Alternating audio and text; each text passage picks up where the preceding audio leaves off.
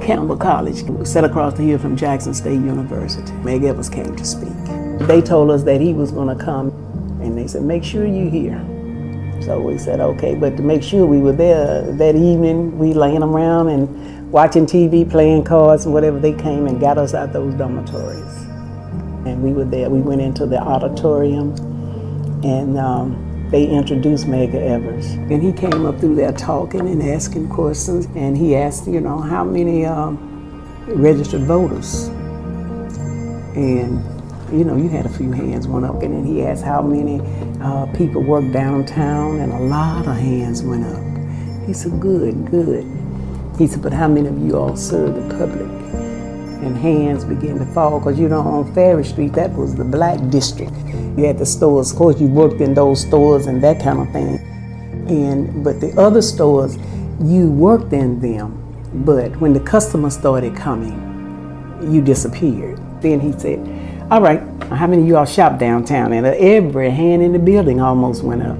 And he said, okay. He said, well, you know, there are 3 stores downtown that won't even let you enter. And of course, we said, we know. And then he said, and then there are some stores will let you enter, but you can't try to close them. Again, and you know, the girls right away said, oh, we know our size. And he said, well, okay, how many of you all were born in this country, was born here? And, you know, again, every hand basically went up. He said, okay, you were born right here. He said, so what does that say to you? Nobody brought you over here. They may have brought your foreparents. He said, but you were born right here. He said, so what does that say to you? He said, doesn't that say to you, that should say to you that you have the right to whatever this country has to offer? He said, so ask for it. He said, and then if they don't give it to you, he said, take it. Then the rumbling starts, you know. So-and-so right, we gonna do this and we gonna do that. And then, you know, some of them suggest, let's go to the zoo and do a drinking. And I want to know what's a drinking. And they said, well, you know, at the zoo, on the white side, they got 2 benches. The grass is beautiful, and the water fountain sits on a concrete slab, and it's shiny. And over on the colored section, the grass is knee-deep, no seats. And the water fountain sits in the mud and it's filthy. So let's go do it. We talk about Mega, he was right here. He was right here. He could have gone anywhere, as he said, anywhere and lived. He said, why should I have to leave? Why should I have to go? I like Mississippi. I like hunting, I like fishing. I want my kids to grow up where they can roam the woods if they want to do whatever. He said, you know, why should I leave? I sacrificed so much to have to leave Mississippi. Think about what Meg is saying. Because you ask the question, why are you doing it? Somebody got to do it, and it's on me. I might not see it, you know, way behind, and my kids may not see it.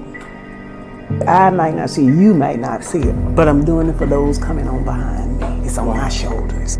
It might seem like it's a fruitless battle, but it's really not. You hear people talk about that neighborhood and the things that they're trying to do in West Jackson, that kind of thing. And it'll happen.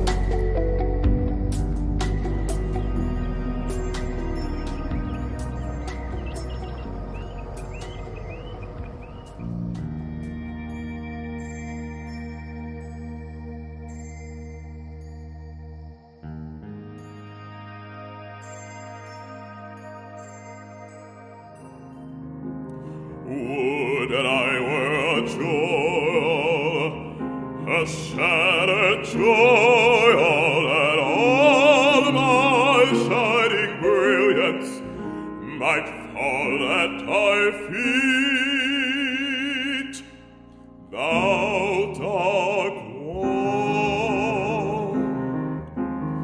Would that I were a garment, a shimmering silk and garment, that all my halls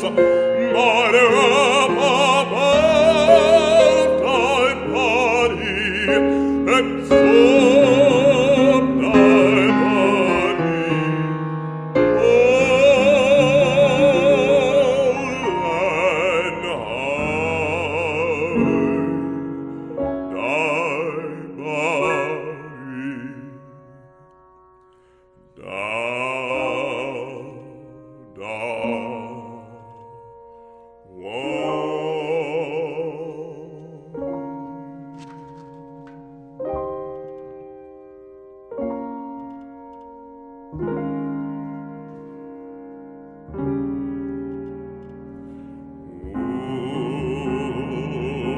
that I were a flame, but one sharp leaping flame to annihilate my body.